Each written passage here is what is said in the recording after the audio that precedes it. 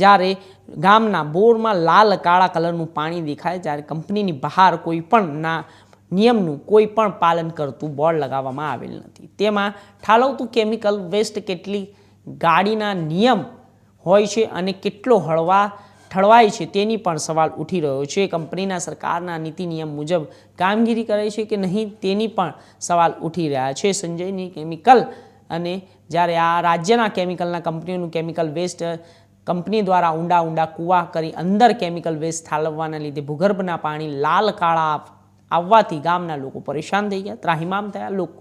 અને કોના આશીર્વાદથી મેસર્સ મૌર્ય કરે છે આ કાળું જે વેસ્ટેજ છે તે હવે પાણીમાં પણ ભળી રહ્યું છે. વિસ્તારના લોકો ગામના કૂવા અને બોરનું પાણી પીવાનું પણ ટાળી રહ્યા છે.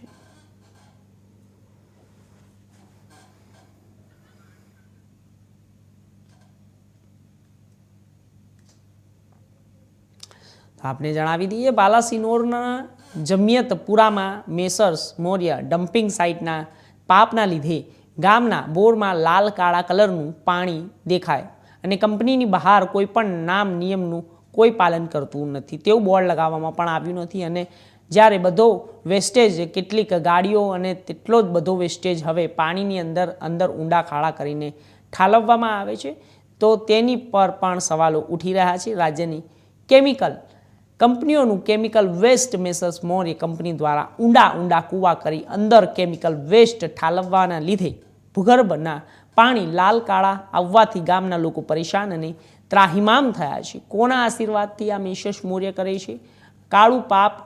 મોટા ભાગના ખેતરો નુકસાનો થયા હોવાની ચર્ચા આસપાસના વિસ્તારોમાં લોકો ગામના કૂવા અને બોરનું પાણી પીવાનું પણ હવે ટાળી રહ્યા છે.